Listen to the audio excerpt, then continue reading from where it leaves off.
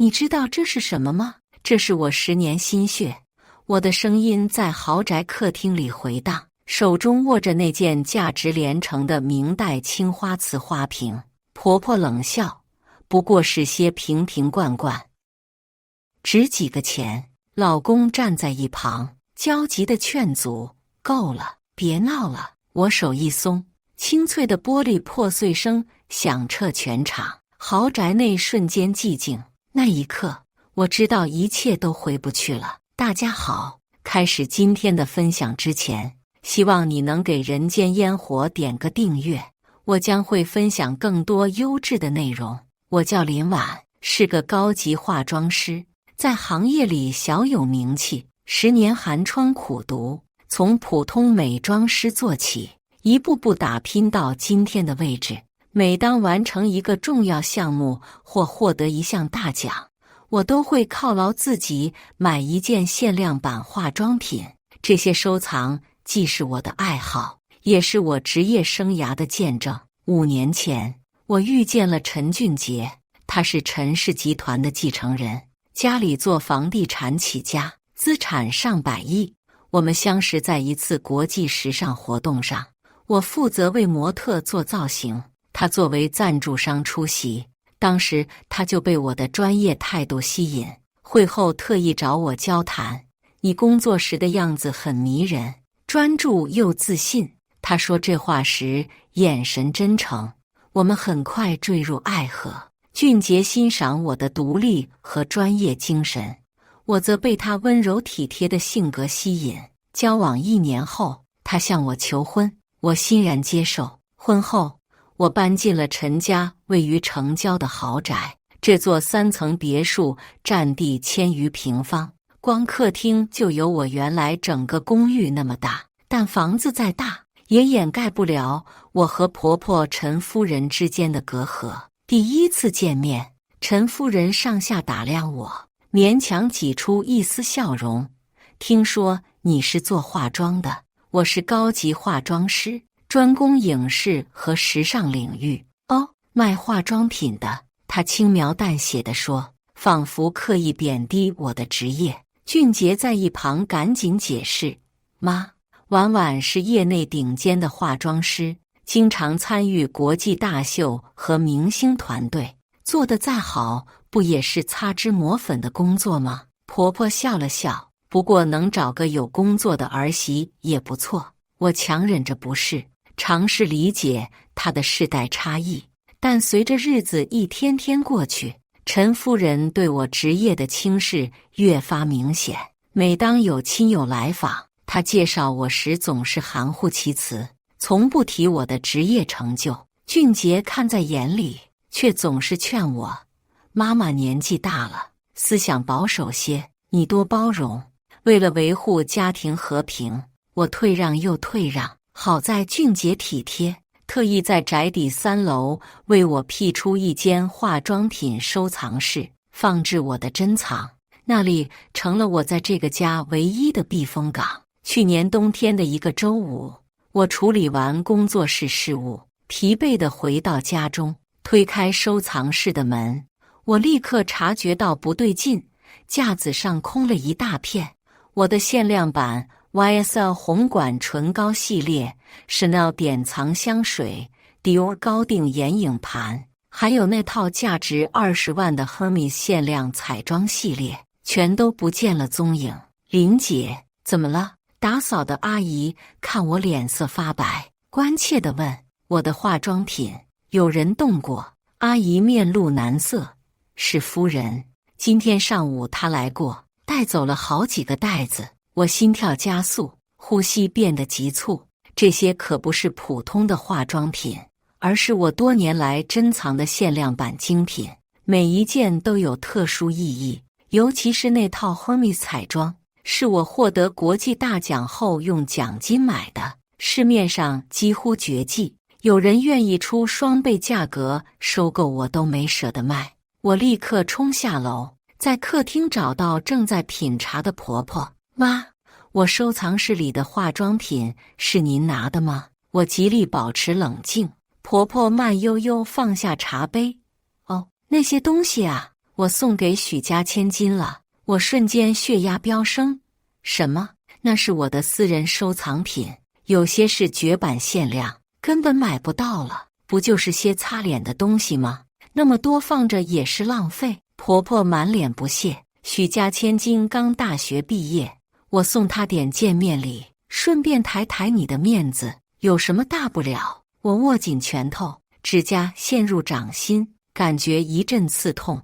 那是我的东西，价值至少50万。50万？婆婆嗤笑，在我们陈家，50万不过是零花钱。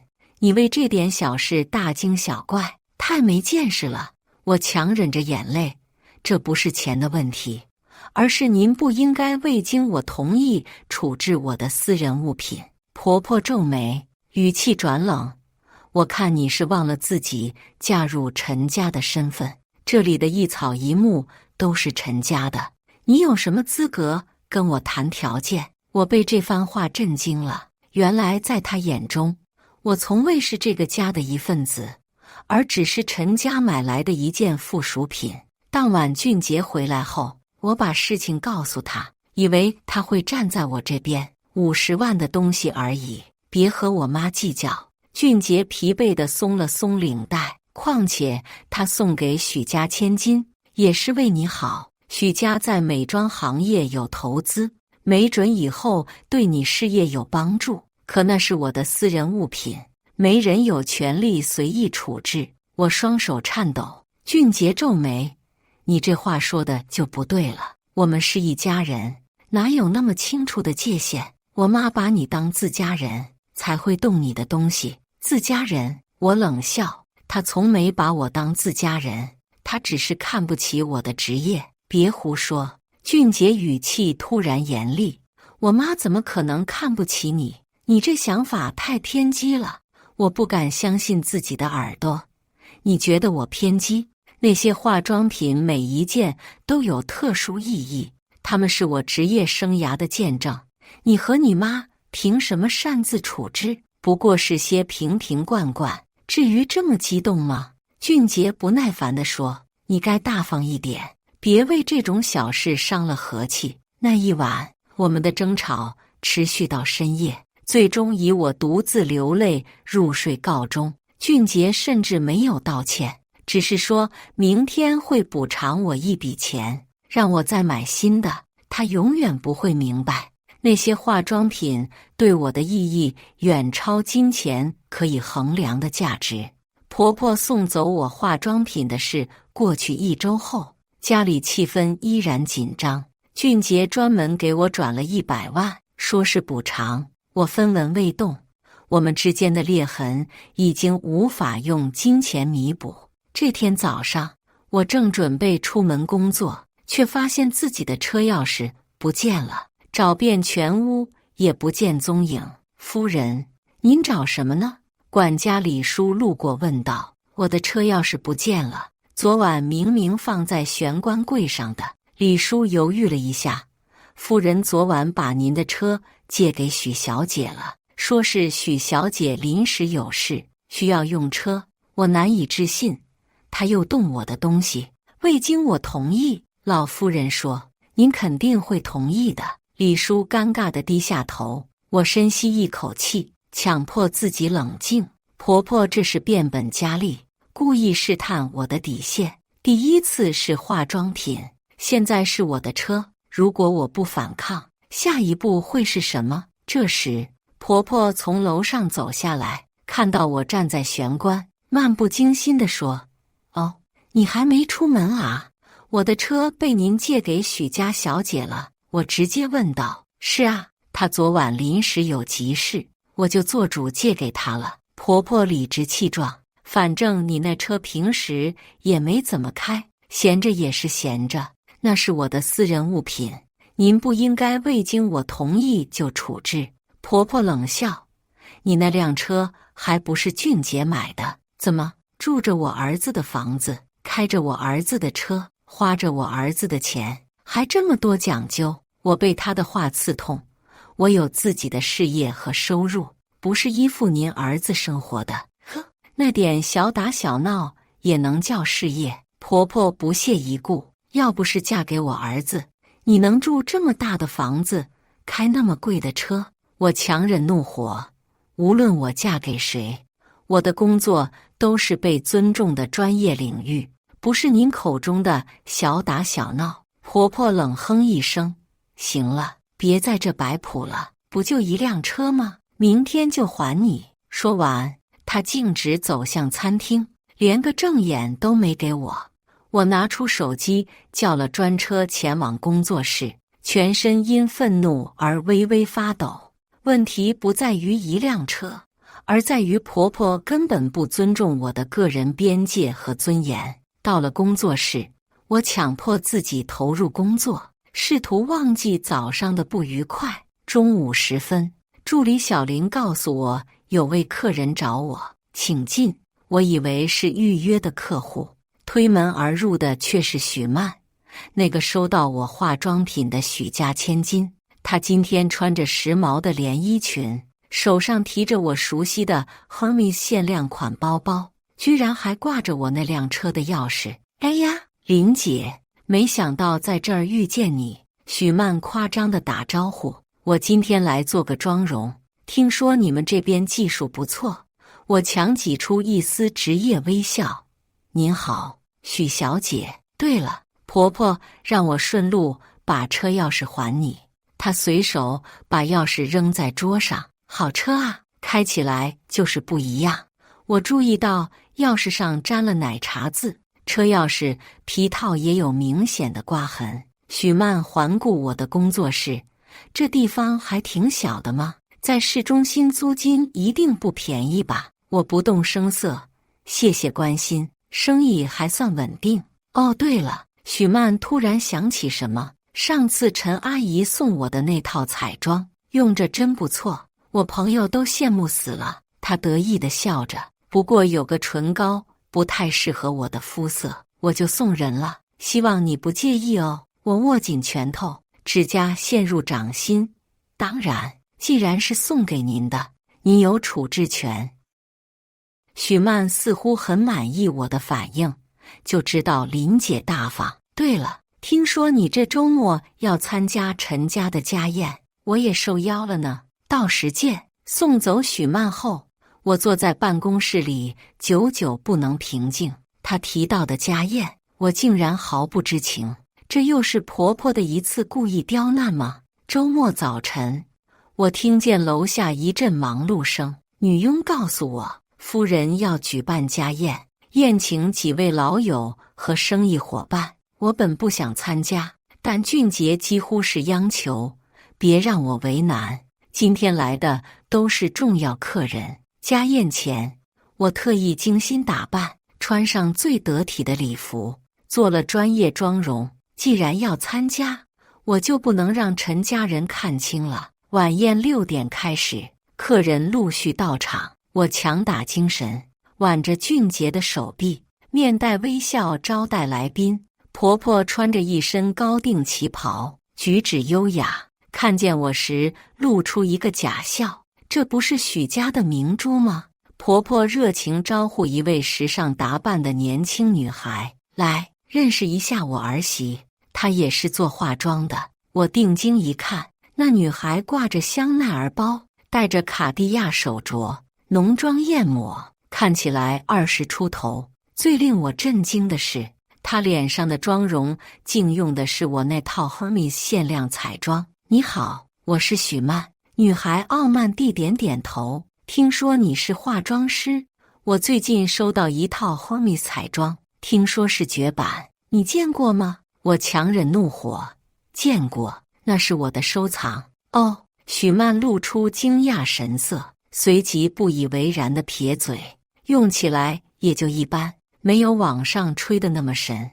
婆婆笑眯眯地插话，年轻人就该多尝试，慢慢家里条件好，自然配得上这些好东西，不像有些人工作才几年就囤那么多化妆品，用得完吗？许曼顺着话茬，陈阿姨说得对，化妆品放久了会变质，与其让它们贬值，不如送给懂得欣赏的人使用。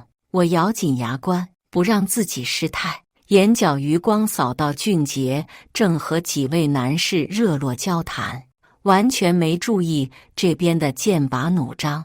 晚宴进行到一半，我发现俊杰和许曼的父亲许总单独交谈，谈话间眉飞色舞。后来婆婆也加入他们，三人不时看向我的方向，我直觉有什么事情在瞒着我。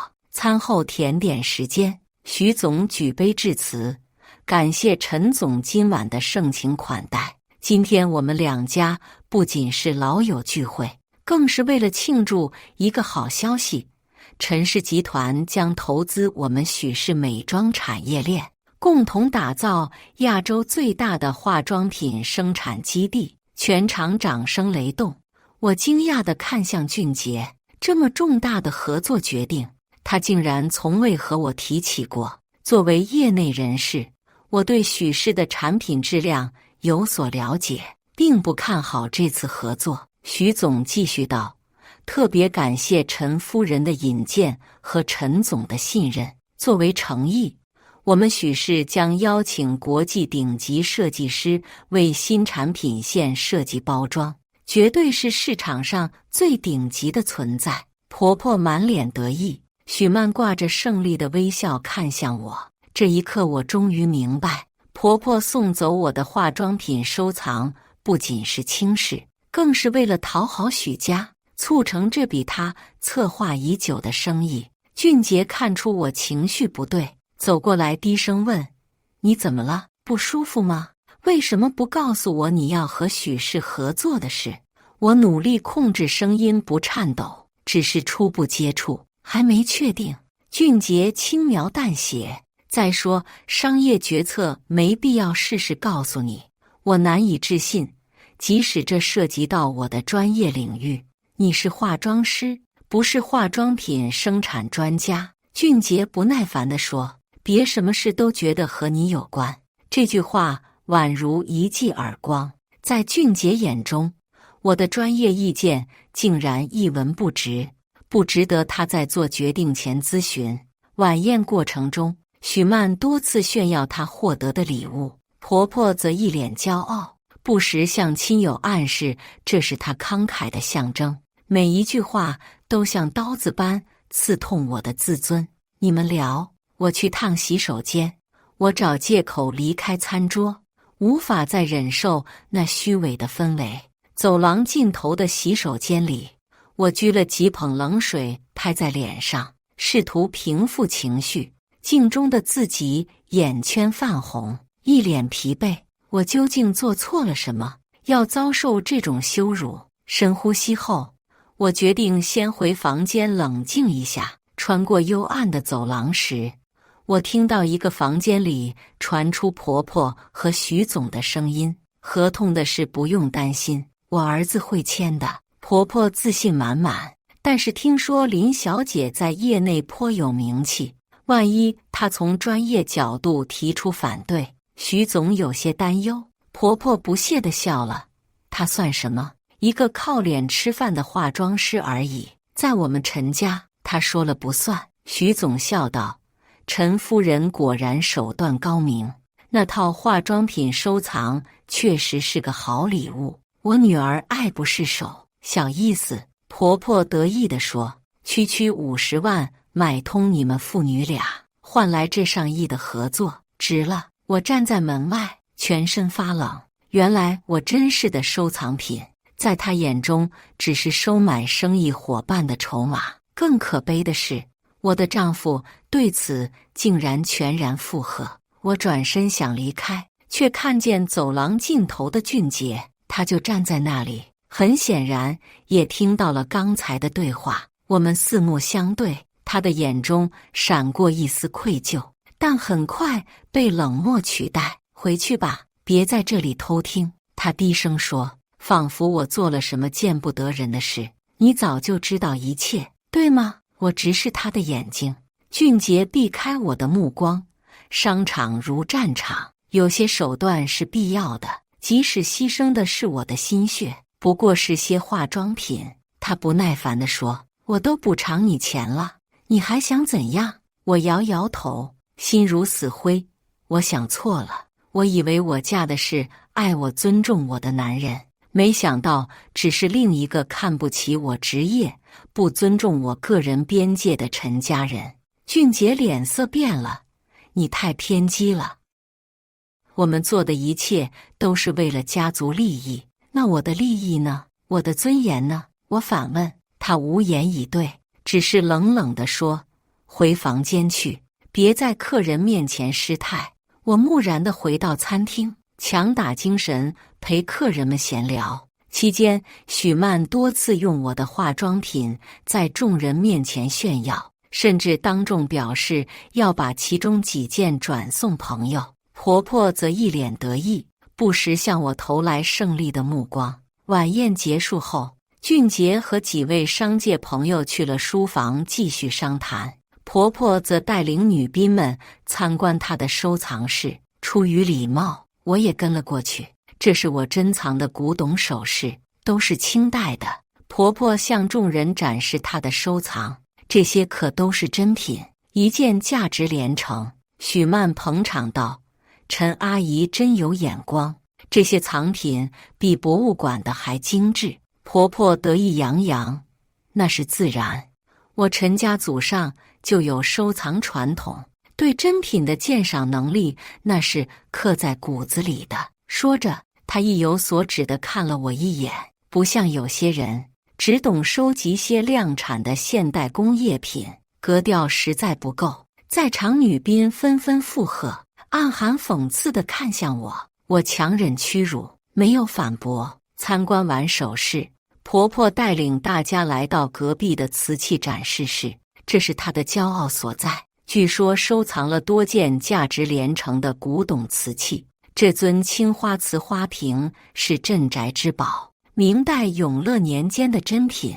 婆婆指着中央展台上的花瓶，自豪地说：市场价值至少上千万，但对我来说，它的历史和艺术价值是无价的。我看着那尊花瓶，通体洁白的瓷胎上绘制着青花山水，颈部是有缠枝莲纹，造型优雅，确实是难得的艺术珍品。婆婆继续道：这件宝贝连我儿子都不被允许随便触碰，它太珍贵了，代表着我们陈家的品味和实力。我突然感到一阵讽刺，在他眼中，一件古董瓷器的价值远胜过一个活生生的人的尊严和心血。就在这时，许曼突然对我说：林姐，听说你那些化妆品都是限量版，想必也很懂收藏吧？对陈阿姨这些古董有什么看法？所有人的目光都集中到我身上，带着探究、嘲讽或怜悯。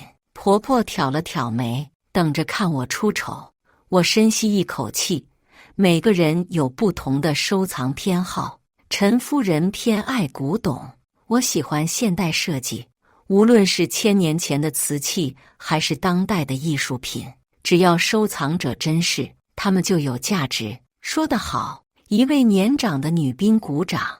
不同时代的艺术都值得欣赏。婆婆脸色微变，显然没料到我会这样回应。她冷哼一声：自然，不过真正懂得鉴赏的人，还是会更看重历史悠久的珍品。那些批量生产的现代物件，再过几年就贬值了。我不再反驳，只是默默注视着那尊花瓶。在灯光下，它散发着沉静的光芒，见证了几百年的历史变迁。而我的化妆品收藏，虽然在金钱价值上无法与之相比，但它们承载的是我的梦想和成长历程，同样珍贵无比。参观结束后，宾客们陆续告辞，我刚准备上楼回房，婆婆叫住了我。今晚表现得挺体面，知道在客人面前给家里争面子。她语气平淡，却带着一丝居高临下的赞许。我一直知道自己的身份和责任，我平静地说。婆婆微笑，那就好。对了，下周我和许家还有个重要会面，你那些化妆品，我还想再送几件给许家的亲戚，你没意见吧？我难以置信地看着他，您还想拿走我的东西，怎么不乐意？婆婆眼中闪过一丝冷意。我们陈家花钱供你吃穿，给你住这么大的房子，你连这点感恩都不懂。那些是我用自己的奖金和积蓄买的，不是陈家给我的。我控制不住提高了声音。婆婆冷笑，嫁入陈家就是陈家的人，你的一切也都是陈家的，别忘了自己的位置。就在这剑拔弩张之际，俊杰从书房出来，看到我们对峙的场景，怎么了？他走过来问道。婆婆立刻换上委屈的表情，我只是想借几件化妆品送人，你媳妇就这态度，真不知道你当初怎么找了这么个不懂事的。俊杰皱眉看向我，又为化妆品的事，你就不能大方点吗？非要和长辈计较？我刚要辩解，俊杰却打断了我，够了，别闹了，明天你列个清单，想要什么化妆品我都给你买，但妈妈的要求你必须答应。婆婆得意地看了我一眼，轻蔑地说，听到了吗？在陈家，懂事的媳妇就该顺着长辈的意思。我站在那里，感到前所未有的孤独和绝望。这个家根本没把我当人看，我的存在只是为了满足他们的需要和给家族增光。婆婆胜利般的离开，上楼去了。俊杰冷冷地看着我，婉婉，你真的让我很失望。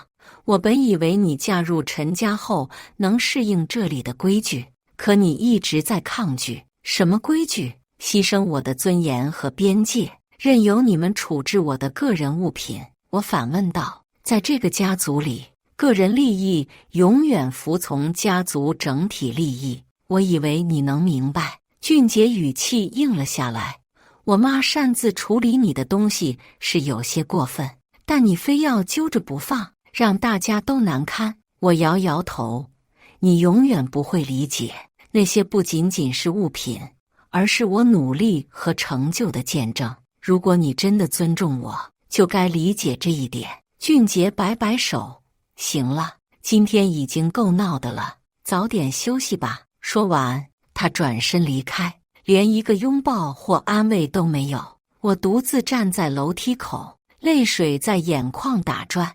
这就是我的婚姻现状。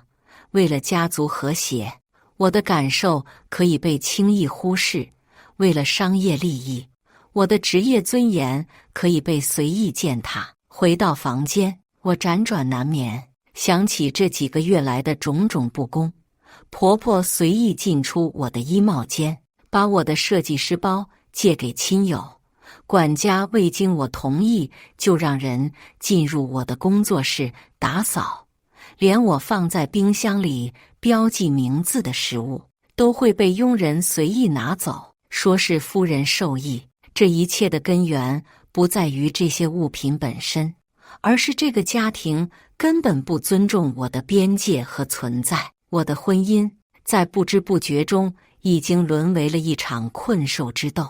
第二天一早，我静静地离开卧室，发现婆婆和俊杰已经在餐厅用早餐。来，吃点东西。俊杰看到我，语气缓和了些，似乎把昨晚的不快抛在脑后。婆婆头也不抬，专注地切着盘中的水果。我坐下来，默默接过女佣递来的咖啡。正当我准备开始用餐，婆婆突然说，我已经让人整理了你收藏室里剩下的东西，下午许家人会来取。我的手顿住了。您说什么？许家下周要举办慈善拍卖会，我答应了提供一些物品支持，你那些化妆品正好合适。婆婆轻描淡写地说，好像在讨论天气。我看向俊杰，他避开我的目光，专注地盯着手机屏幕。不行。我放下咖啡杯，声音很轻，但很坚定。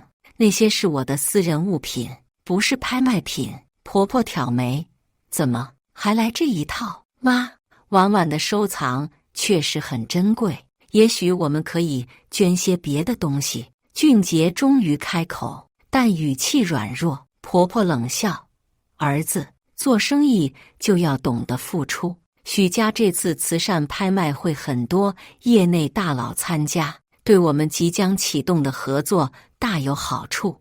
你媳妇那点化妆品算什么？我握紧拳头，那不是那点化妆品，而是我10年职业生涯的见证和心血。见证？心血？婆婆嗤笑，不过是些粉粉抹抹的东西，装什么清高？够了！我站起身，再也无法忍受。您可以不尊重我的职业，但没有权利侮辱我的专业和付出。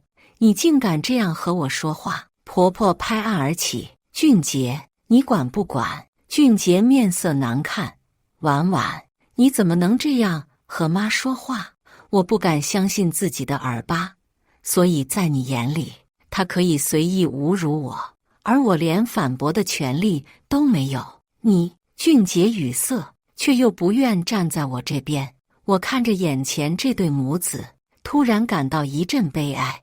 我的婚姻从来就不是2个人的结合，而是我一个人加入整个陈家的规则和体系。我需要出去冷静一下。我转身离开餐厅，无法再在这窒息的环境中多待1秒。整个上午，我独自在公园里漫步，思考着我的婚姻和未来。中午时分，俊杰发来信息询问我的去向，我没有回复，直到傍晚，我才回到陈家大宅。推开大门，我听到客厅里传来欢声笑语。许家妇女和几位我不认识的客人正和婆婆相谈甚欢。我刚想悄悄上楼，却被婆婆发现了。这不是我儿媳吗？快来！许总他们专程来取那些化妆品呢。婆婆笑容满面，仿佛早上的不愉快从未发生。我站在原地，看到茶几上已经摆满了我的收藏品，那些我曾经视若珍宝的限量版彩妆和香水，其中不少还是我用来纪念职业生涯重要时刻的特殊藏品。林小姐，真是太感谢了。许总热情地说，您这些收藏在拍卖会上一定能拍出好价钱，为慈善事业做贡献。我没有回应，只是看向站在一旁的俊杰。这就是你的决定？俊杰有些尴尬。婉婉，这次拍卖会很重要，咱们捐点东西是应该的，所以你未经我同意，就把我的全部收藏都拿出来了。我声音因压抑愤怒而颤抖，气氛一下子凝固了。许总和其他客人面面相觑，明显感到了不自在。婆婆强撑笑容，孩子脾气倔了点，不懂事。许总别见怪。许曼捂嘴偷笑，林姐这么舍不得啊？不过是些用过的化妆品，有这么珍贵吗？我深吸一口气，决定不在外人面前失态，转身上楼，留下一世尴尬。回到卧室，我锁上门，泪如雨下。10年心血就这样被轻易处置，而我的丈夫甚至不愿为我争取一下。我和陈家之间的裂痕已经无法弥合。敲门声响起，是俊杰。我没有理会，但他直接用备用钥匙开了门。你太过分了！他一进门就指责我，当着客人的面这样闹，让我很没面子。我冷笑：面子？你关心的只有面子，那我的尊严呢？你到底要闹到什么时候？俊杰怒吼：不就是些化妆品吗？我可以再给你钱去买，这不是钱的问题。我终于爆发，那是我的心血和记忆。那套 Hermes 是我获得国际大奖的纪念， Dior 限量版是我父亲去世前送的最后礼物， YSL 红馆是我第一次登上国际舞台时给自己的奖励。他们对我而言是无价之宝，而你和你妈却视若草芥。俊杰愣住了，似乎第一次意识到这些化妆品背后的意义。我不知道。他声音低了下来。你从来没问过。我平静地说。就像你从来不关心我的职业一样。在你眼里，我只是陈家的附属品，没有独立的价值和尊严。”俊杰沉默良久。“对不起，我会和妈妈谈谈，把那些东西要回来。已经晚了。”我摇摇头。问题不在于那些物品，而在于你们根本不尊重我的存在。当晚，我独自一人在房间里整理思绪，窗外雷雨交加，仿佛呼应着我内心的波涛汹涌。第二天一早，我悄悄起床，发现俊杰不在身边。下楼时，管家告诉我，俊杰和婆婆一早就出门了，说是有重要会面。我独自用完早餐，决定去参观一下婆婆的古董展示室。这个平日里连俊杰都不被允许随意进入的神圣之地。推开厚重的木门，我步入了这个庄严的空间。四周的展柜中陈列着各式古董珍玩，每一件都价值连城。正中央的独立展台上，那尊明代青花瓷花瓶在柔和的灯光下熠熠生辉，这就是婆婆引以为傲的镇宅之宝，据说价值上千万。她曾多次在家族聚会上炫耀她的价值和历史，甚至说过比我那个儿子还贵重这样的话。我走进展台，手指轻轻抚过冰凉的瓷面，感受着那份历史的厚重。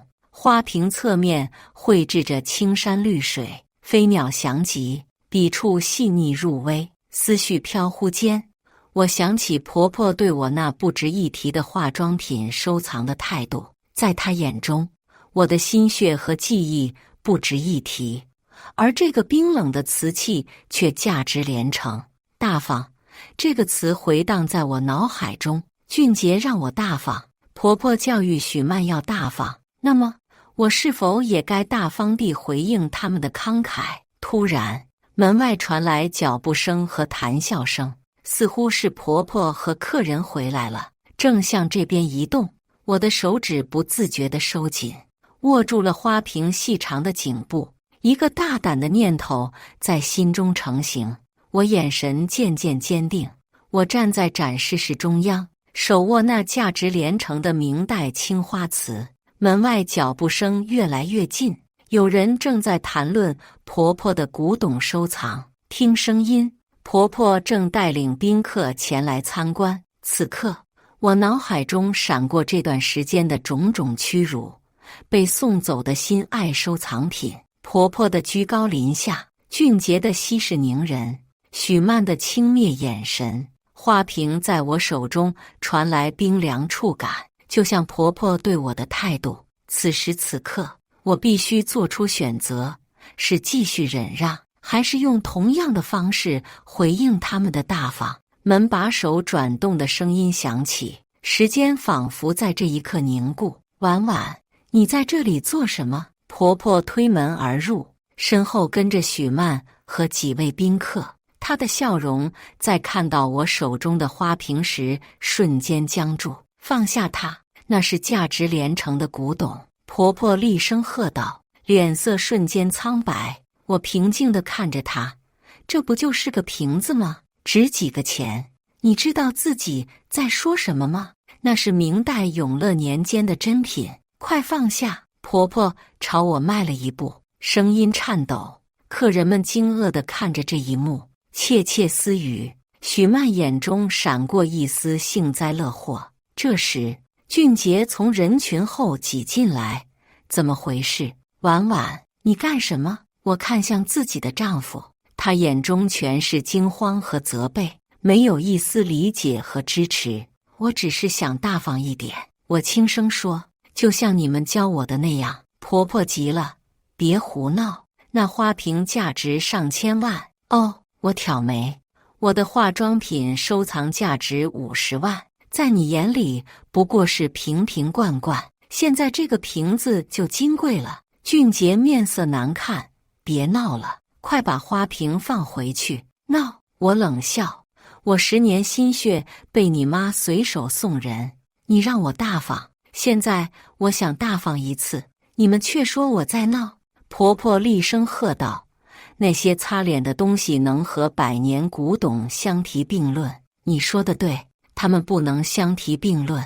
我点点头，因为那些化妆品承载的是我的梦想和努力，而这个花瓶只是你用来炫耀的工具。我松开手，青花瓷花瓶从展台坠落，在众目睽睽之下摔得粉碎，清脆的破碎声响彻全场。客厅内瞬间寂静，婆婆尖叫一声，瘫软在地。俊杰冲向前，跪在地上试图捡起碎片，却无济于事。宾客们目瞪口呆，议论声此起彼伏。我站在原地，出奇的平静。这一刻，我终于明白了自己在这个家的位置。你疯了吗？俊杰暴怒，冲上来抓住我的手臂。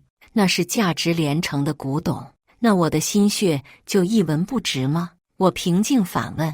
婆婆已经从震惊中回过神，指着我歇斯底里地喊道：“滚出我的家！你这个疯子！”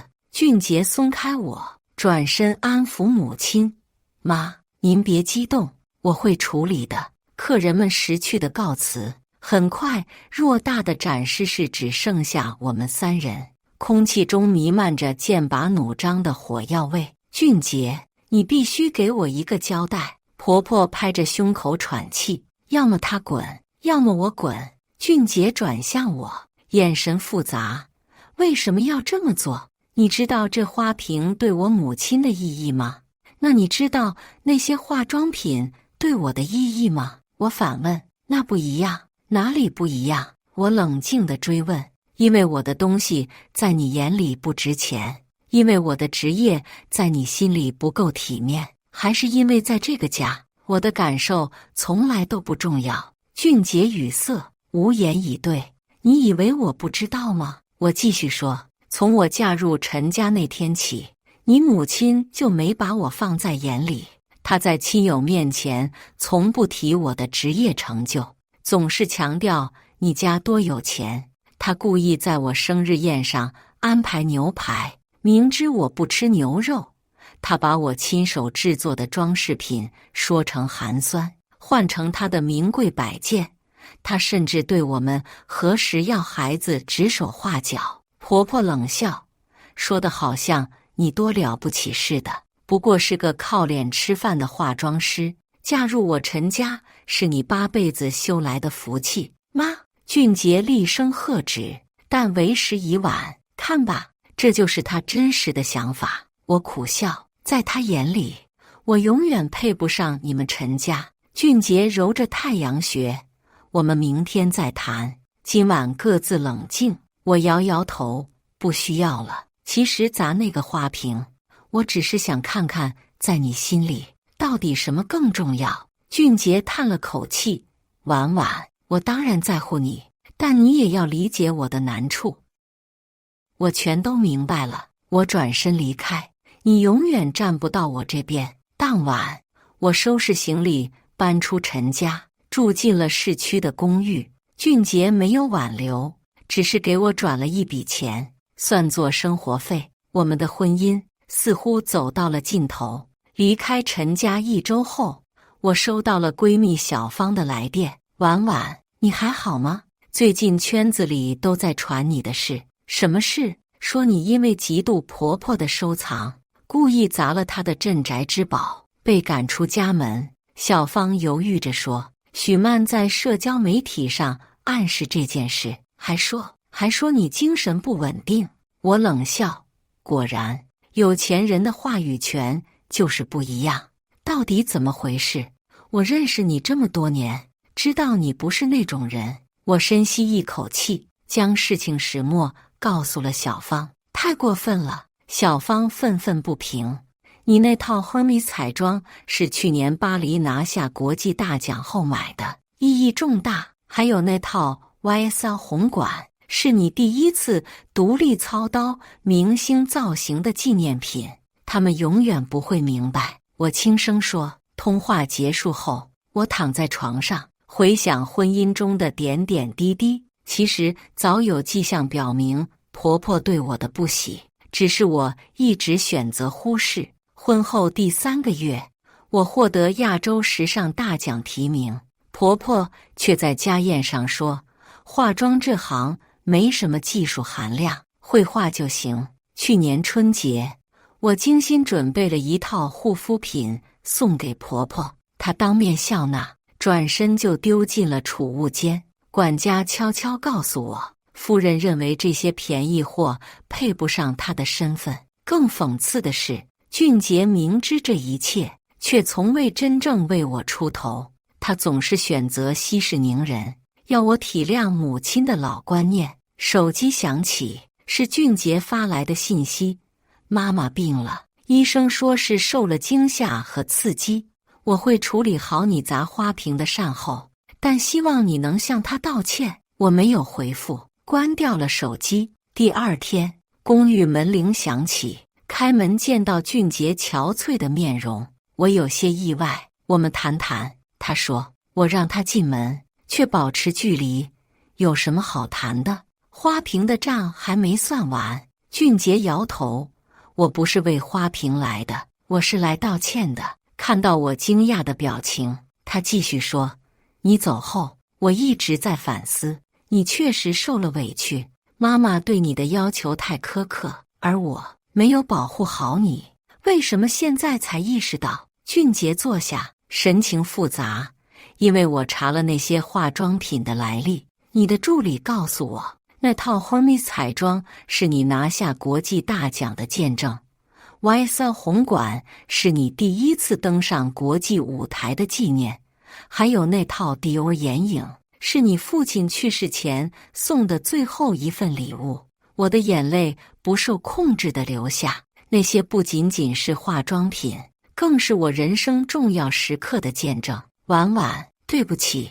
俊杰声音哽咽，我一直以来都太懦弱，不敢违抗母亲。原来，在我离开陈家后，俊杰曾尝试与母亲讨论此事，却遭到严厉斥责。那个女人砸了祖传花瓶，你还替她说话？婆婆大怒，她是故意的，就是看不得我们陈家好。俊杰第1次顶撞母亲，妈，你有没有想过他为什么要这么做？那些化妆品对他意义重大，您擅自处置，等于否定了他的职业和付出。婆婆冷笑，什么意义重大？不过是些擦脸的东西，在您眼里是擦脸的东西，在他心里是职业的肯定和人生的里程碑。俊杰第1次发现自己竟然在为我据理力争。就像您的古董一样，意义不在于它是个瓶子，而在于它代表的历史和情感。婆婆愣住了许久，她才低声说，你为了这个女人，连自己母亲都不要了。俊杰叹息，我没有不要您，我只是希望您能尊重婉婉，就像尊重我一样。婆婆没有回应，转身离开。那天晚上，俊杰独自一人在书房喝了很多酒，回想起童年的种种片段。母亲一直将他视为自己的附属品和骄傲，从幼儿园到大学，他掌控他的一切，朋友圈、社交活动，甚至感情生活。父亲早逝，母子俩相依为命，但母亲的溺爱变成了桎梏。唯一一次反抗是他坚持娶我。婆婆原本为她物色了银行家的女儿，却被她婉拒。我的出现打破了婆婆对儿子的完全控制，引发了她无形的敌意。她送走你的化妆品，不仅是轻视你的职业，更是嫉妒你在我心中的位置。俊杰坦言，我一直没有勇气面对这个事实。听完这些，我心中的怒火消退了几分。但伤害已经造成，信任已经破裂。那现在呢？你打算怎么办？我问道。俊杰深吸一口气，我在市中心买了套公寓，我们可以搬出去住。你觉得呢？我沉默良久，我需要时间考虑，不是考虑是否搬家，而是考虑我们的婚姻还要不要继续。俊杰点点头，我理解，无论你做什么决定，我都会尊重，她起身准备离开，在门口停下。